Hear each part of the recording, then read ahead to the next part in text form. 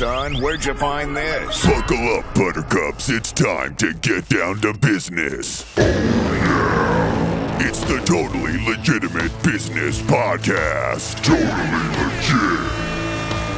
Oh my gosh, oh my gosh, oh my gosh. It's a Totally Legitimate Business Podcast. We're back here, and this is a redemption episode.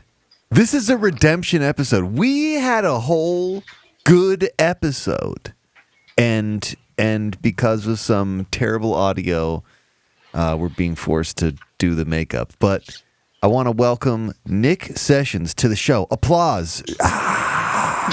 Well, thank you for having me. And last week was a warm up. It's fine. You know, we got it. We're all limbered up. Dry run. Now everyone's ready for anything that could possibly happen. So I'm interested to know, and I guess maybe this is probably a little too early, but I'm interested to know how you feel more prepared. Like what I feel like you covered a lot of bases, but was there certain information that you didn't feel like you covered during the last convo? Oh, absolutely. There's always, even when I make videos now, there's a million things where it's like, oh, I wish I'd have talked about that. Yeah.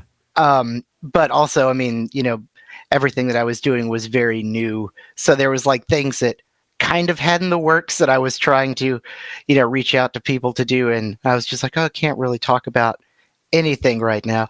But now there's more stuff to talk about. There's all kinds of fun things happening. So nice. Awesome. Yes, sir. Well, okay, so let's kind of step back here. For the second time, why don't you tell the people about the page that you started, the interest that you have, and the rabbit holes you get lost down when researching old-time radio shows and the history of multimedia.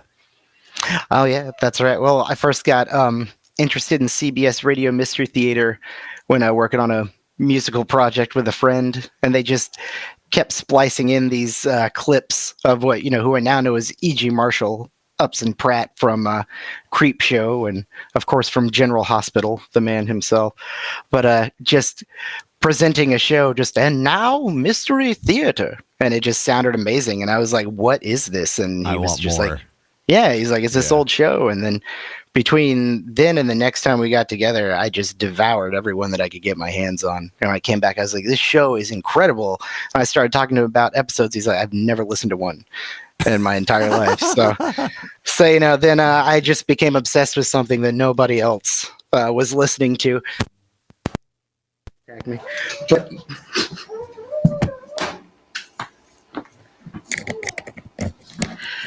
Sabotaged by the cat. The cat is a son of a bitch. Everything that I try, everything that I work for, everything that I've ever loved.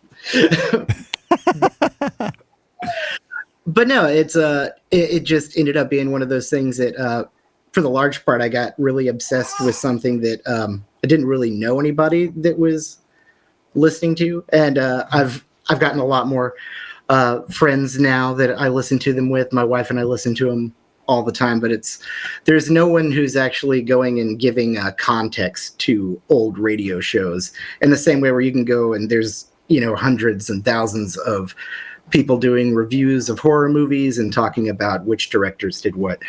There's no one talking about the old horror radio plays and, you know, who was directing what, who was writing. And it's just an interesting hole to dive down and just see what all is back there. Because I mean, there's countless hours of shows that you can find on, I mean, anywhere. Mysteryshows.com is a huge one, but also the internet database.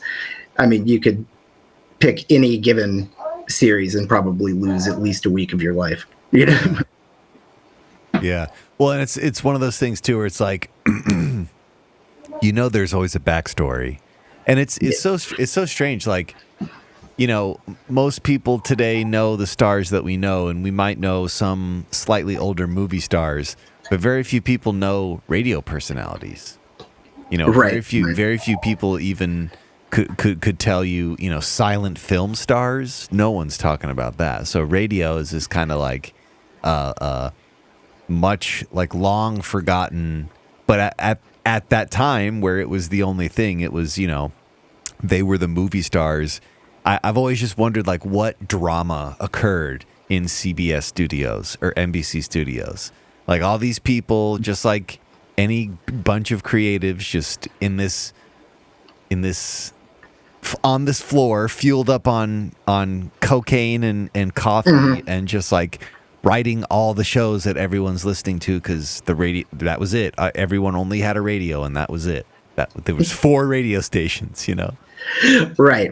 And, just all the drama that would take place, even like, back and forth between people producing shows who they're interested in making a story. And then the people who are sponsoring the show who they're like, we are trying to sell coffee, man. You can't say this on the radio. And they're like, well, but we could really sell you some coffee if you just let this lady scream as loud as she can into that microphone. Yeah, right. Exactly. It's just, I don't know. It's just always like, I know that it's there. And I think the closest we get to it today is maybe hearing people talk about what it's like to be a cast member on SNL. It's like the closest thing that we could get to that kind of vibe. But yeah, and it's a really weird thing to research too, because so many of those people that actually have that knowledge, it's all the old guard. So when you're looking this up online, as soon as you get to a website that looks like GeoCities, you're in the right spot. I made it. I've arrived. Okay, this is it. And then you send an email going, this website, I don't think anybody's. Oh, wait, never mind. There they are. At Thank AOL, you, Brad. At AOL.com. Yeah. Exactly. And they are like the sweetest people. And it's really cool because it's a community of people that are kind of in the same boat where they might have 1 or 2 friends, but they're just like, there's somebody else listening to this. So everybody's just genuinely excited to share,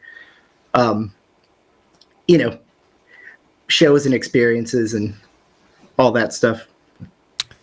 I guess what's like, okay, so you've been going down this rabbit hole. What's the weirdest? Like, what's the weirdest radio show that you stumbled across? There's one that's like Chet Cheddar's and Tales from the Morgue, I think. And it's like Cheddar's. Cheddar's. And it's like a real hick type character who I believe it always starts with him like hauling manure. But it's like a real played up like Bubba accent where you're just like, here I am out here hauling manure and oh, here comes an alien. And it's just exactly. And the humor's about that dead on. I've listened to them all a long time ago and I'm going to do it again because I want to reabsorb it. But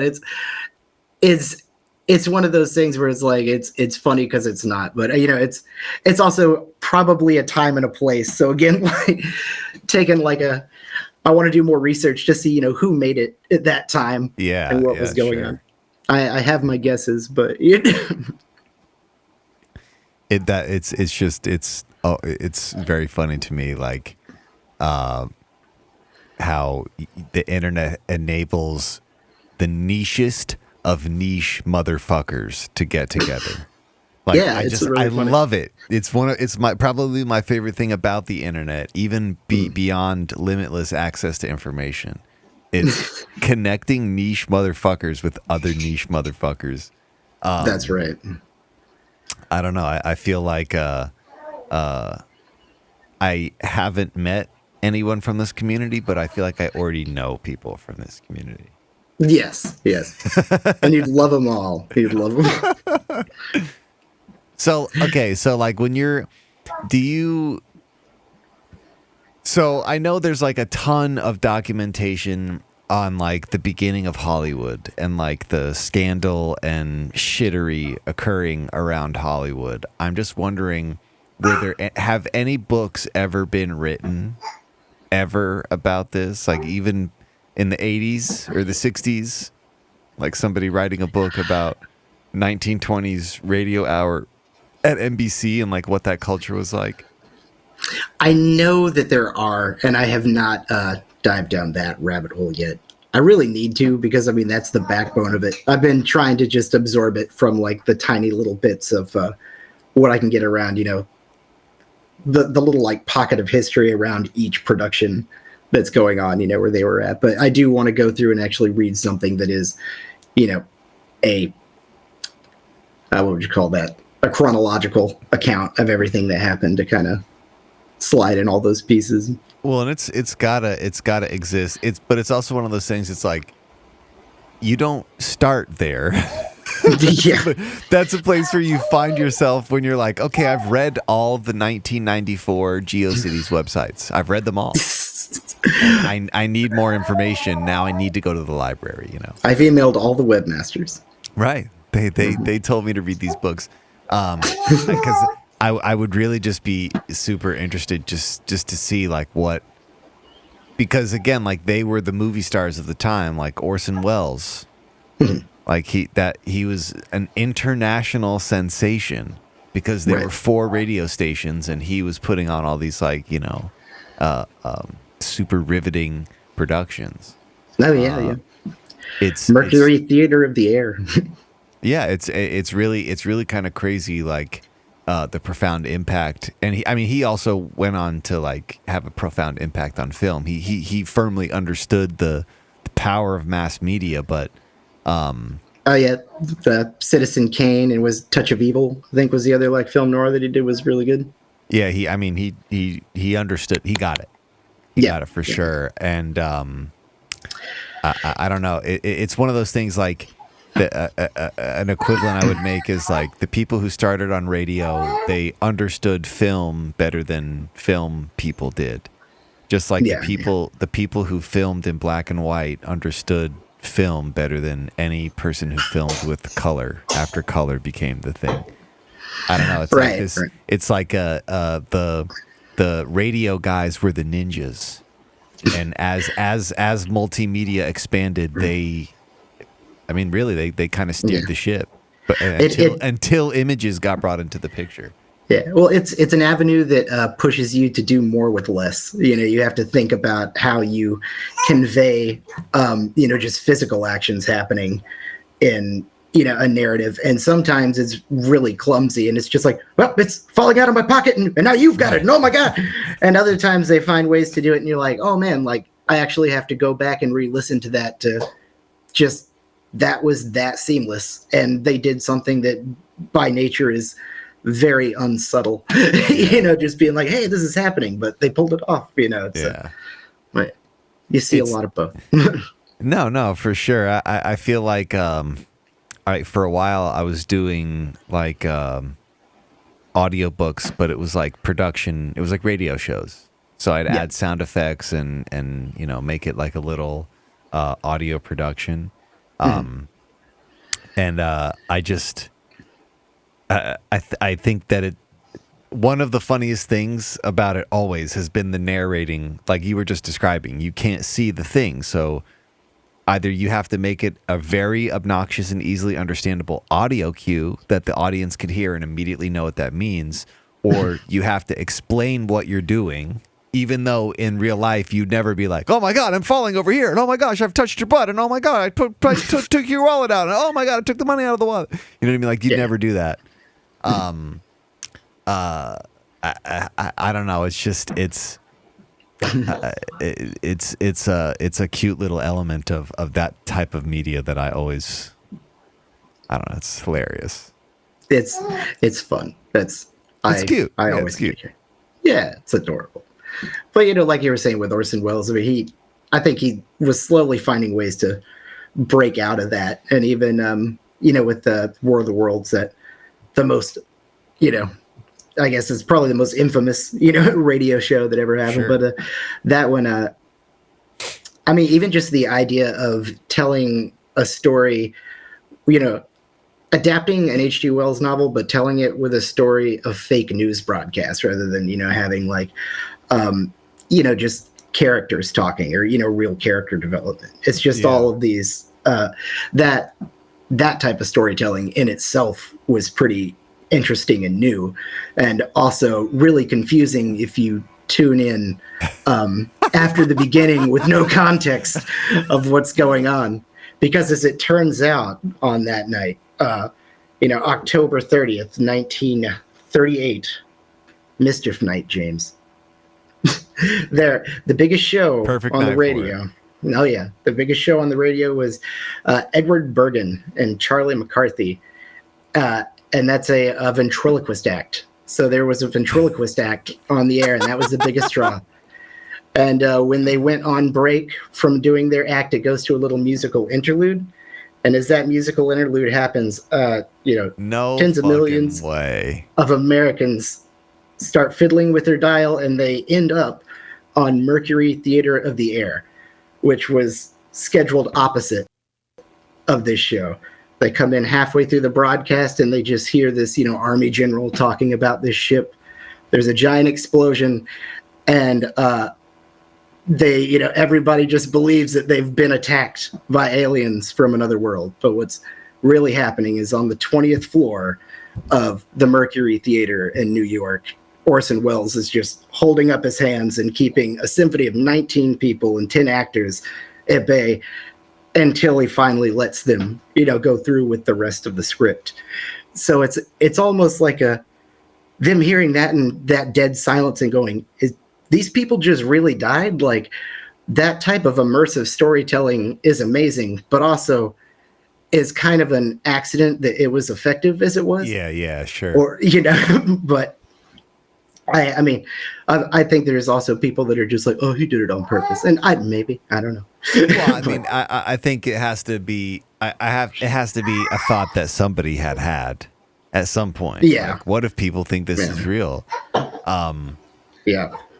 But it is just funny to think that things could get so easily misconstrued back then.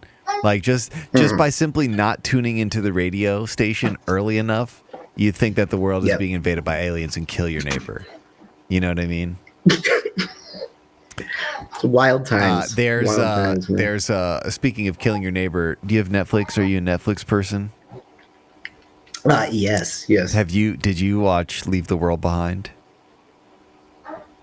No, I have not. It's the movie. What was that about? It's the movie produced by the Obamas. It just got released on Friday. It's a fictional tale, but dude, it's fucked. You have to watch it. Let me ask you, how many times have you watched it? I just watched it one time. It came out Friday. I watched it once. It's really good, and it's a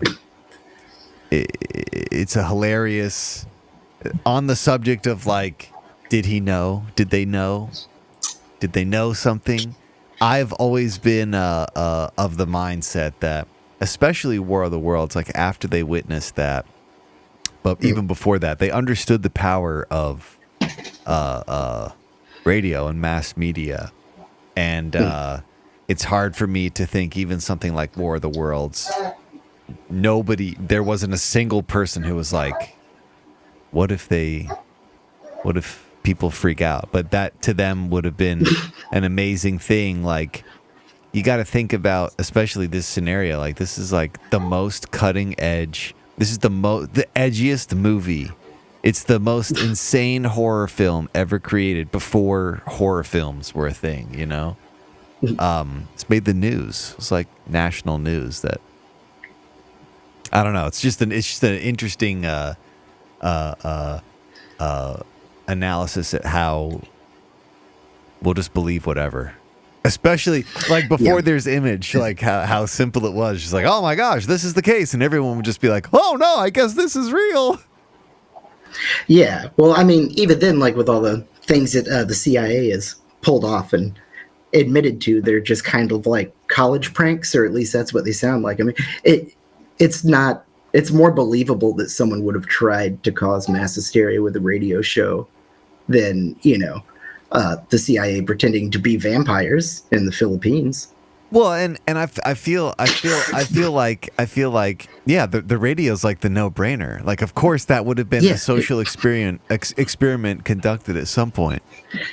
But I do want to unpack the vampires in the Philippines, because I've been watching more about it, and it just gets weirder and weirder. And I'm not necessarily saying I think there are vampires, but I am also, I feel a certain way about like enough humans believing something.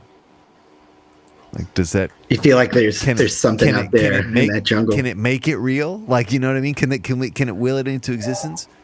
or again, like if there's a bat that's 6 feet tall, like maybe it's not a vampire, but you know, there's just like beings out there that we don't. But anyways, let's definitely. I definitely want you to unpack that one again because it's such a strange tale. It's fun.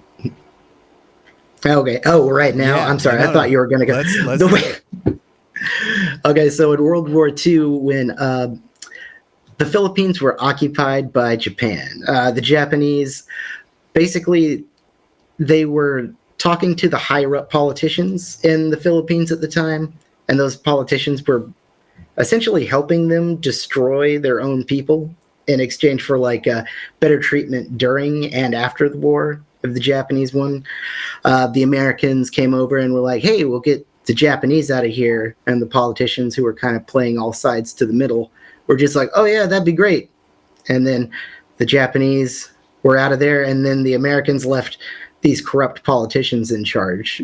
And of course, the people of the Philippines, they did not take well. Yeah, they didn't appreciate that. They didn't like that at all. No, not a bit. So then the Huck Army, there was, I believe they were pre-existing to this, but then that's what it was. The Huck were out trying to take down the government, and so the CIA sent in Edward Lansdale, and this man, I guess he had some knowledge of the culture of the island, and he knew that they had this like belief since the 16th century in the Aswang, which are the Philippines version of a vampire. And they kind of there's all different versions of them, but a lot of them have a proboscis tongue. Well, I think that's the right word, like the trunk of an elephant, and they suck babies out of wombs. Damn. Baby vacuums. So, damn. Yeah, dude. So basically, they're like super mean, just all the time. But he knew that they believed, this was like a very deeply held belief in this culture. So Edward Lansdale's just like, guys, let's just make them think that vampires are out on the mountainside. And that's what they do. They sent in some people into the village to talk to them, and they started spreading the word that they saw some Aswang on the mountainside, or they think they did. And then they waited a couple days for that word to get to the Huck fighters, and then they sent in a team of people. And while the Huck were on patrol, they snuck up to the person at the back of the group. They took him out, punctured his neck, drained the blood from him, and then threw him back on to the trail. So they just found this guy with his blood drained, and they surrendered. And, It's amazing. That is an amazing tale. Edward Lansdale's a rascal. Yeah, he doesn't look like a lot of fun, I'm not going to lie. I remember us looking up his picture and thinking the exact same thing. Like, this guy is the squarest of square. You know what? But also, like, look at that picture again, and when you think about it, you're like, he doesn't look like a lot of fun. Everyone in his office thought that about him, and then that dude walks into a board meeting and is like, guess what? Vampire prank. Y'all thought it wasn't fun? You were so wrong. You're dead wrong, man. About to get batty. Oh, Lansdale, you rascal. That's right. It's fucking hysterical. Yeah, Lansdale's a legend. Yeah, he did it again. Exactly. Lansdale. I just think I truly think a lot of crazy fun has been had with psychological operations on the radio, especially like when they were trying to figure this shit out. I mean, like, I don't know if you've heard the stories of like the war, but like the propaganda, the American propaganda against the Nazis during the war, hijacking radio stations, creating like bogus pamphlets about Hitler having syphilis and all this shit. Just like the shit that was really like where they were trying to refine, sharpen their blade. I can only imagine like a bunch of, you're totally right, like a fucking boardroom of these people, and one of these squares is like, guys, we got to think outside the box. Guys, we got to think outside the box. What if we just made a bunch of shit up? throw some spaghetti at a wall, see what sticks. Yeah, seriously. But to your point about the propaganda that was happening at the time, like it's a pretty regular thing that like a lot of like the heyday of radio happened, in that McCarthyism Red Scare, Right. Area where we got like the Hollywood blacklist and all of that from. But anytime that you're researching writers from podcasts from, radio programs at the time, it's so frequent that you'll see that they were also writing propaganda, and even like John Dixon Carr was guys like famous for Locker Room Mysteries. He wrote some episodes of Suspense, also had his own series Cabin B13 and hosted Murder by Experts. He was born in Pennsylvania but lived most of his life in England, so he's largely considered an English mystery novelist. But he also wrote propaganda scripts for BBC. Damn, yeah. During that time. Yeah, I mean, it definitely makes sense. Very regular thing. Yeah, it definitely makes sense. It definitely the cross collaboration or the influence of one in the others has always been super strong. Yeah. I just feel radio was such an interesting one in the sense that before that there was just newspapers or books. And radio was the first thing that like allowed you to get a message to a lot of people super duper fast. I truly wonder like how much of it was growing pains, like truly accidental, like, oh, we didn't expect that to happen. And how much of it was like a completely a social engineering experiment just to be like, we gotta see what we gotta put this out there and see how people react. So we know.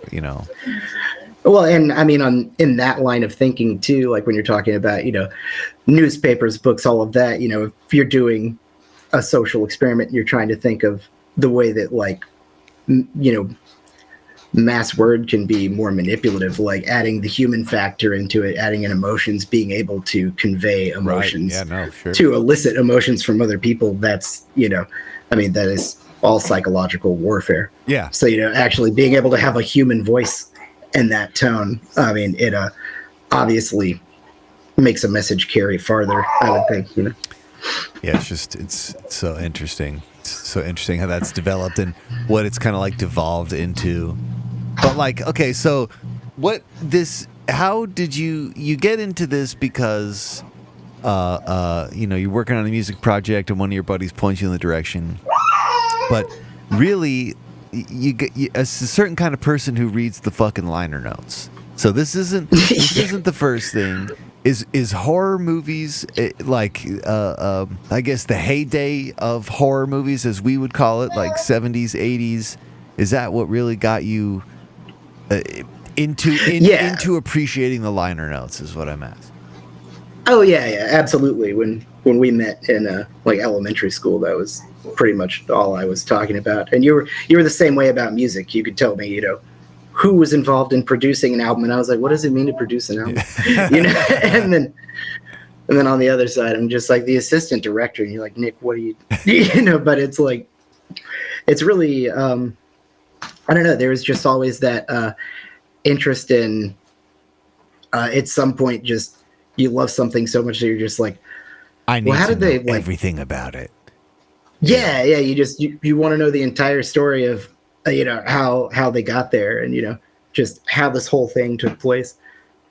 But I think probably just like the story that making the original Night of the Living Dead was one of those that really piqued my interest in that too, because at that time, they're George Romero's company with John Russo, Image 10 in Pennsylvania, they were they'd filmed some episodes of the Mr. Rogers Show, and and they were filming beer commercials on the weekend, and then through the week going out to this abandoned farmhouse that had no running water or power to shoot this movie. And they were like even a lot of the people that are involved in it are like the guy who plays Harry Cooper. He's one of the producers. Like, you know, there were people that were kind of like, all right, well, I'll act if you need somebody to act. Yeah, right. To make this happen.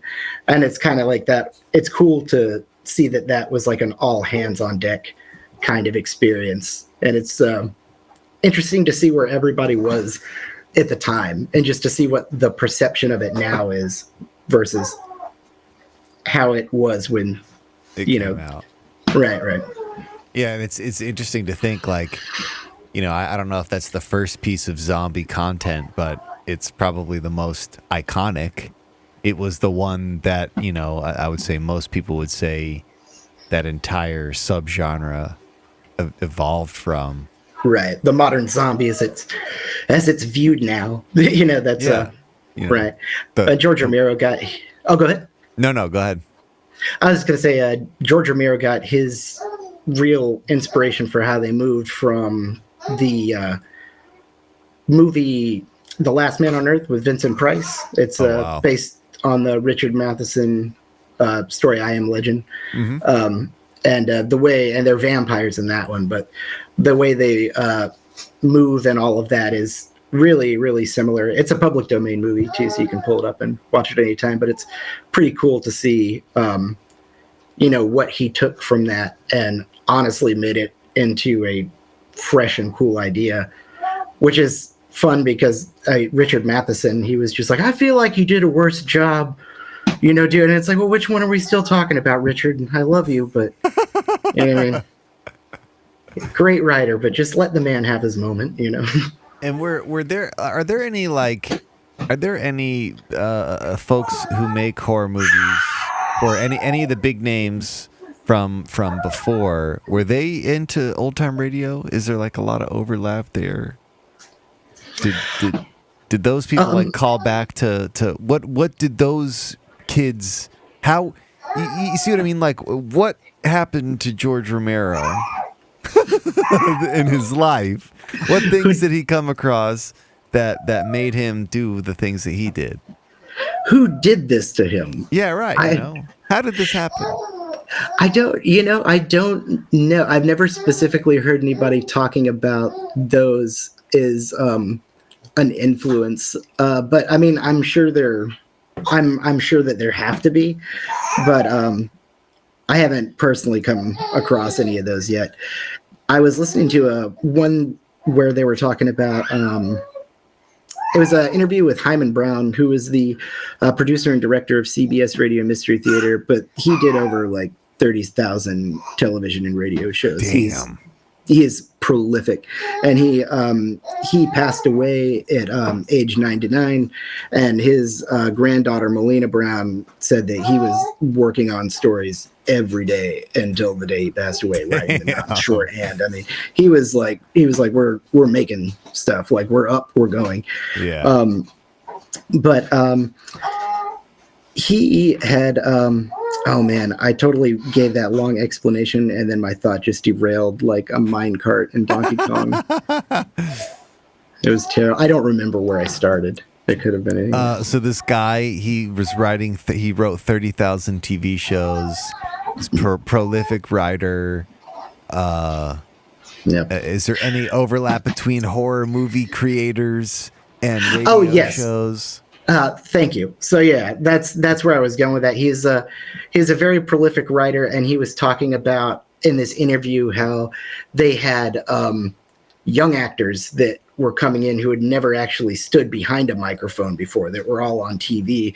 And he was specifically talking about Fred Gwynn, who the guy who played Herman Munster.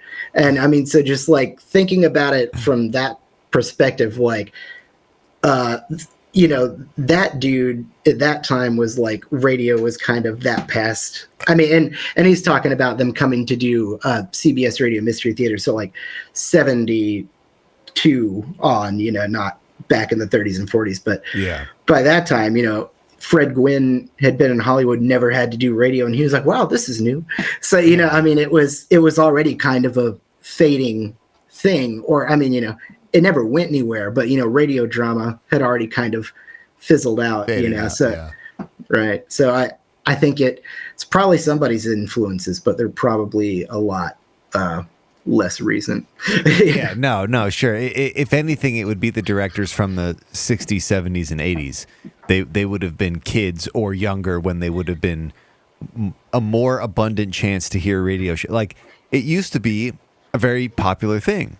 Radio, I mean, even like you're saying, like well into the 70s, especially in the BBC. Like BBC, I'm pretty sure they still have radio shows. They probably all migrated to podcast format shit now, but Right.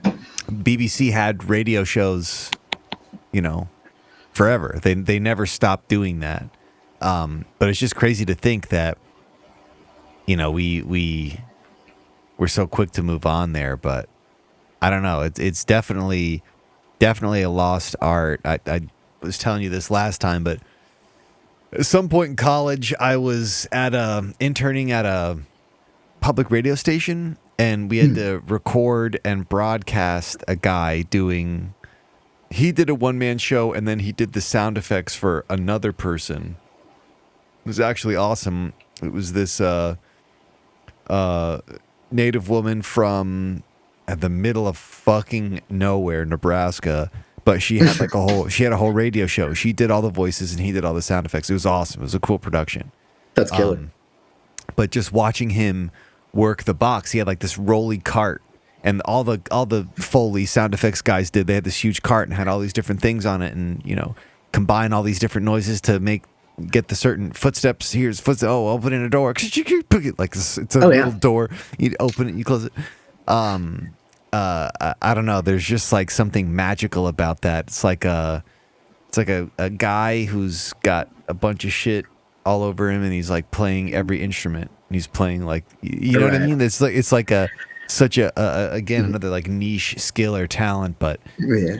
Well, it's like Tom Savini would the special effects makeup artist for Friday the 13th, Dawn of the Dead, tons of horror movies.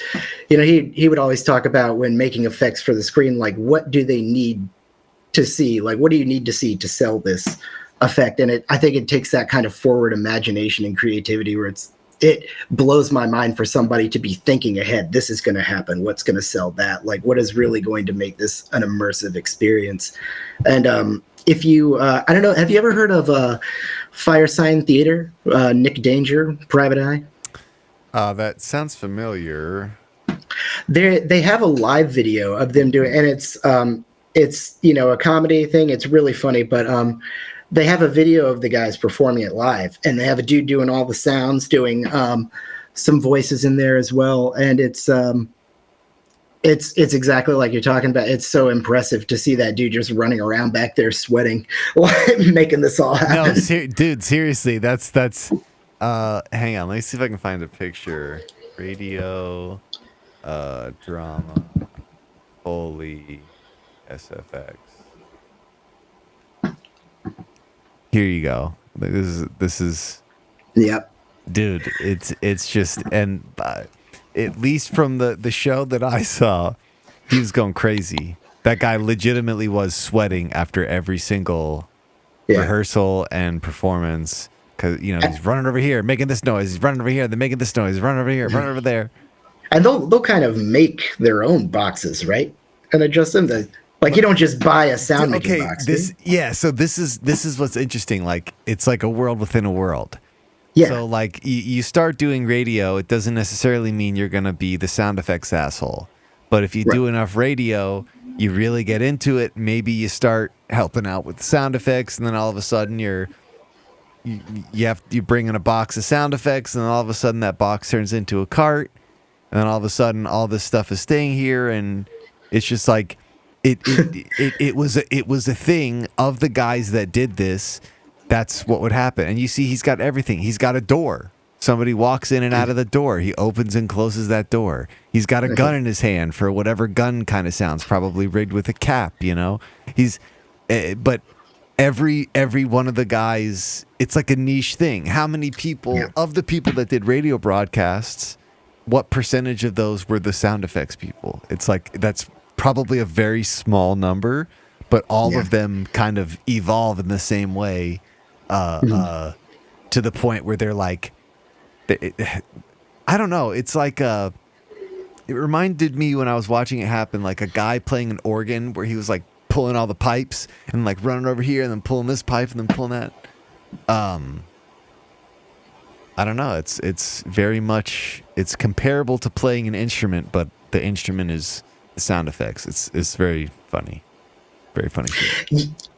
Yeah, and that's also like you have to really read and know a script and just like I think when anybody like even I think like even like knowing it as a director, sure you have to know all the steps, everything that's going to happen in the story, the way that lines should be delivered, but that's just like a whole nother just this subtext that if you do it right can really add a lot to it. But it's like it doesn't. It's so weird. It's just like that's why like production designers like William Stout just amaze me because they just have all of this foresight into what will look like there's a world beyond that set window. Even if it's just a dim light shining in or things like that, where it's always making it seem more expansive than it is. Yeah. Yeah, and radio audio only is a tricky one. That I guess that's kind of like the bigger point is like the video component makes shit really easy to sell. The audio is what makes it tough. And when it was audio only, like it's incredible what they were able and live, just broadcasting to millions of people in the dense population centers. They did this shit and it was as flawless as it was. I mean, you definitely can hear some fuck ups, but that's just the nature of doing anything live. Which it's also kind of an ironic and mind blowing thing about it too, that so much of it was done live and it was rare that there were that many fuck ups. Cause I would just think if I was in that and I was just like, number one, this is going to broadcast twice in the next 5-10 years. Like, I'm not going to hear it. Yeah, Fuck right. like how bad could it be? Yeah, right. But yeah, it just seemed like they were really just, really just going all in like every time. Yeah, it's like I don't know, the everything back then. I feel life in general, just the stakes were higher. And the cream would rise to the top, like if you fucked up on air, you probably never got work again. And the people that kept getting work just didn't fuck up. They didn't ever fuck up. They were just always on top of their shit because they knew how savage that shit was. And but what's funny is like it's savage, but not as savage. Like there's an interesting component to visual media that like on the radio you can have a face made for radio. on TV or a movie you can't. You have to look a certain way. Yeah. But on radio I don't know, that to me is the power of audio. It's the power of sound effects, the power of really clever sound design. Like a guy can be voicing the voice of a woman and you wouldn't even know. They're like he's fucking selling it, or a woman is doing a man's voice and just fucking nailing it. Yeah. I don't know, the power and range and it's just interesting. It's such a strange lost art. But I kind of like I was saying before, it's not totally lost. It's just now changed to podcasts. I used to do a lot of it, and it's not to say that people don't listen to it, but that it's also heavily produced. It's not live. The sound effects it's heavily produced. There's music at it. It's a much more involved. It's layered in channels. It's not a seriously, it's not occurring live, and I'm sure Audible or one of the creators of audio drama content, they've probably been able to capture the few people that are still doing live radio style broadcasts like this and document it, but Yeah. It is a dying art. That's at that public radio station. That's what we were doing. We were documenting it because it's a dying art. Yeah. And that was their explicit purpose. They're like, this guy, he's one of the only people that knows how to do this still. We need to get a recording of him doing it. Please. Yeah, for sure. And it's also really cool that whenever you look back just into the history of that, you see like so many actors that you'll be like, oh, this person was an actor, a writer, a director, like all of these things. And like you were saying, like when the visual's off, like when the camera's not there, and you're doing this all live, like you're not doing your line, there's a job to do. Like, I mean, people just like were cross training and jumping in all the time. And I think that made it just even more of a Wild West, thing that somebody could come in and just be like, oh, I'm an extra doing a voice actor. And then all of a sudden, boom, they're producing a show 5 years from now. Yeah. And there was one of the dudes who, I think it was the guy who was the main writer for Murder by Experts. That's CBS actually had a training workshop program at the time. And, and he was just giving tours at the Los Angeles studio and just boom, hey, there's a training workshop program. You want to learn voice acting? You want to learn directing, writing? He went through it, got shipped off to World War II, came back and started producing and directing shows within like 2 or 3 years. Wow. Yeah, no, really. It's so interesting that's at that time, that would have been an A-list career in media. Oh yeah. Yeah, absolutely. It's fucking crazy. How different it was. It was a simpler time. It was a simpler time. That's right. Real Mad Men territory. But I guess they're also kind of going back to the beginning of the conversation. That I want to know the dirt. There's got to be some dirt. There's got to be some Mad Men level dirt involved in. There's got to be some history. I'm sure fucking Mr. Wells, I'm sure there's stories about him. Somebody has had to have told some stories about him. I mean, I know he's done all kinds of wild, shit. I mean, he used to use like the ambulances as like a taxi service back in the day until they were like, Orson, you really can't do that anymore. Like, people are dying, man. Like, stop. You're giving them heart attacks from the radio and then you're tying up the ambulance to get to your meeting. That's absolutely ridiculous.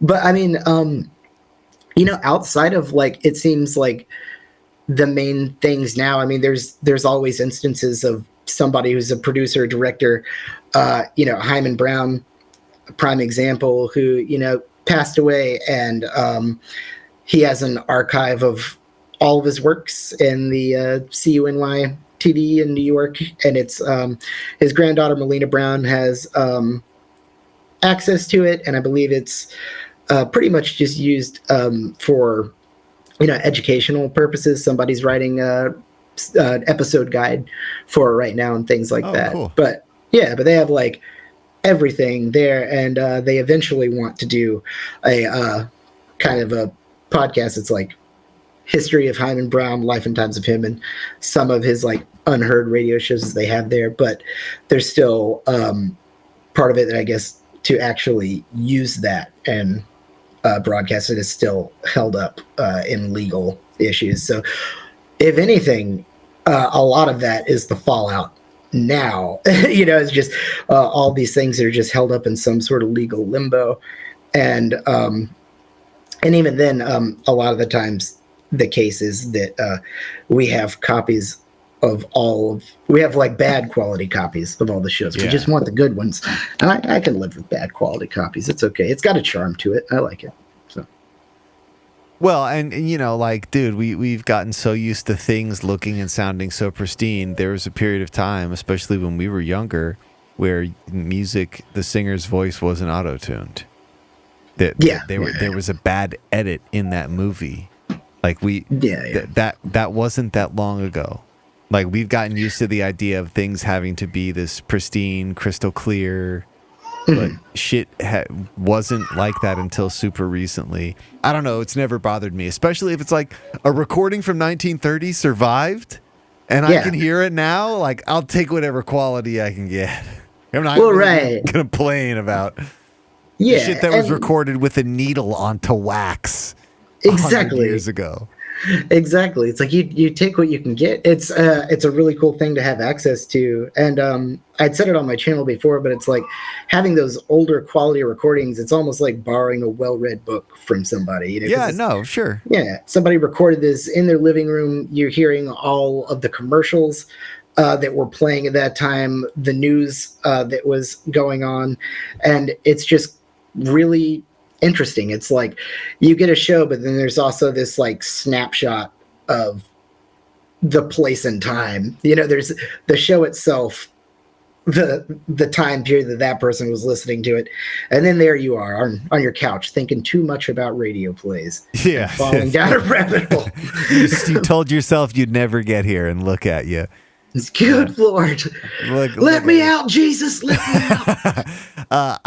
It's funny. Like you bring up a good point. I know we talked about it on the other one too. I think it's worth bringing up again.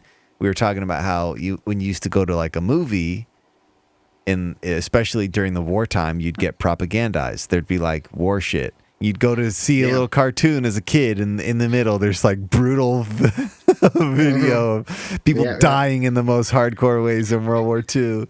Yeah. Do your part. Don't conserve your goods. Don't use tin. Donate your money now to the government. We need to win this fight for the boys overseas. You know what I mean? Like 1940s radio. I know. And it was amazing because they would just like, it was like a teenager trying to buy condoms, but they're embarrassed about it, where there's just like a flashlight, a plunger, you know, like a jar of pickles, and then that. Because there's just this whole mixed bag of shit that they're trying to sneak under the radar. But, oh my God, again, I just goldfish so hard. It was because I was talking about plungers and. Well, it's like the equivalent is on the radio. Like you hear the show. Like we can go watch a show. We can go watch Twilight Zone, but we're not getting the full experience. Like part of watching the Twilight Zone is watching the doctor come on and be like, I suggest you smoke Lucky Strikes. #1 doctor recommended cigarette. Now here's the Twilight Zone. You know what I mean? Like you miss that, and then all of a sudden the Twilight Zone has a whole different layer. Because everyone's smoking. It's just, I don't know. There's like a context that we don't get when I see what you're saying. When we're just watching the media. They're sneaking it into you, and it's we're talking. It's not the same as if you were sitting there listening to it while it was happening, you know. Right. But you know, they're going to sneak in that propaganda to you. They're going to make you watch the news. You're going to get your ice cream, but you're eating your broccoli. That's what's happening today at the theater. It's getting crammed in there. It's getting crammed in there for sure. I really love that the documentation that does exist of this does exist, and I know for a fact that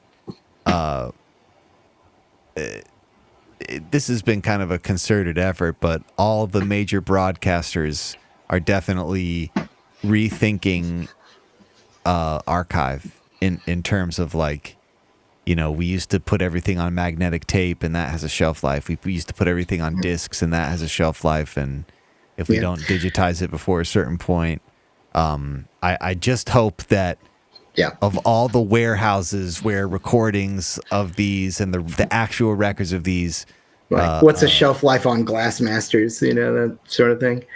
But you know. Yeah, we've come a long way since the Hollywood burn days, though, where they were just setting reels of films. We need more room on the shelf. Burn all this old film. Yeah.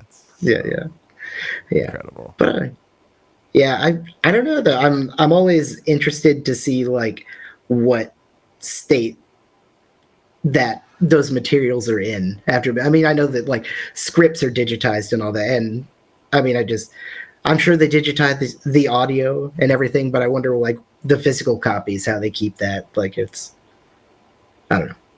Just curious.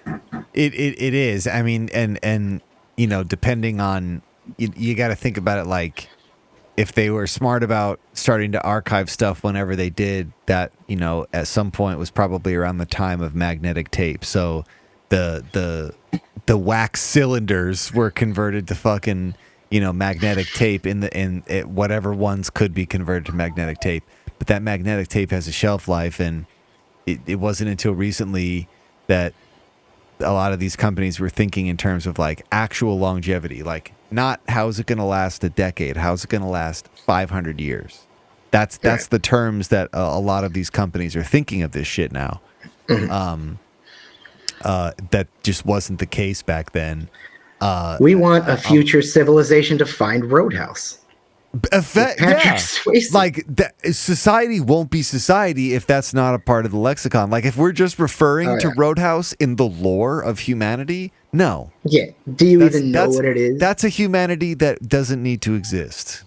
I don't want to live in a world. We could do something about this right now, you know? Yeah. People need to know that Patrick Swayze ripped a throat out. We could, you know, we'll just need to chisel it on stone or something. I don't know. The man's a treasure. He was in Donnie Darko. Come on. He's great. He was. He's amazing. He's great.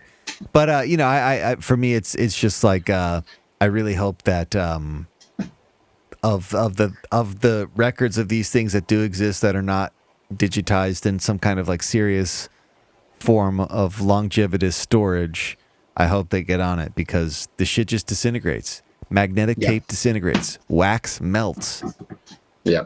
You know, it would just be crazy to think that there would be a portion of the history of something that was so popular that we could only look at in pictures, you know? Yeah. Right. But, well, anyways, you know, we've gone down this long tirade. I want to give the last couple minutes to you to kind of give your pages a shout out, and kind of have, if there's any insight or experience that you want to share with these people surrounding your love of radio shows. Let's hear it. Let's hear it, man.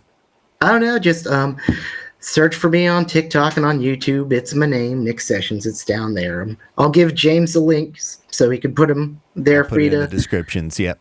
Yeah, but you know, if you like it, if you listen to the parts where I was rambling and you said this is sort of interesting, then definitely come over and check it out. I'm trying to have show suggestions as well as episode suggestions, and also giving history about different writers, directors, actors involved, and hopefully at some point giving some more connections to other, you know, popular media, like horror movies where you might recognize some of the players from and that sort of thing. Things that are in more of the public eye of media.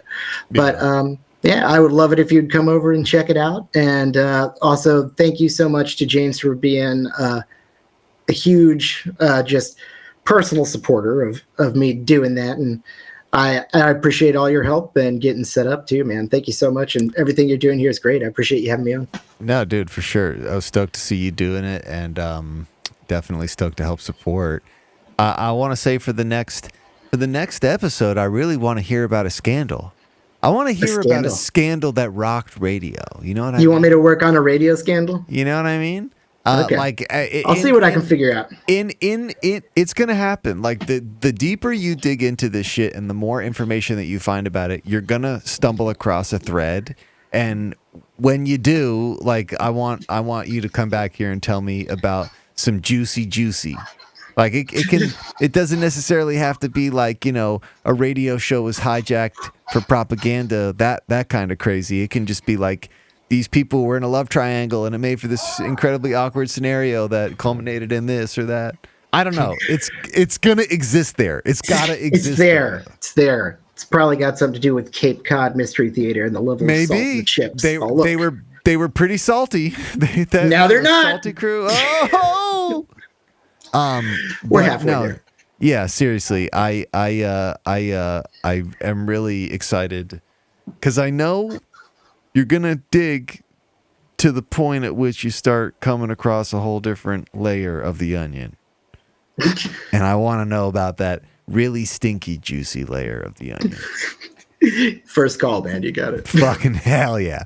All right, stay on after. We'll reconvene here. Thank you, everybody. This has been the TLB Pod. We'll catch you on the next one. This has been the Totally Legitimate Business Podcast. The end. with your host, James Oliva.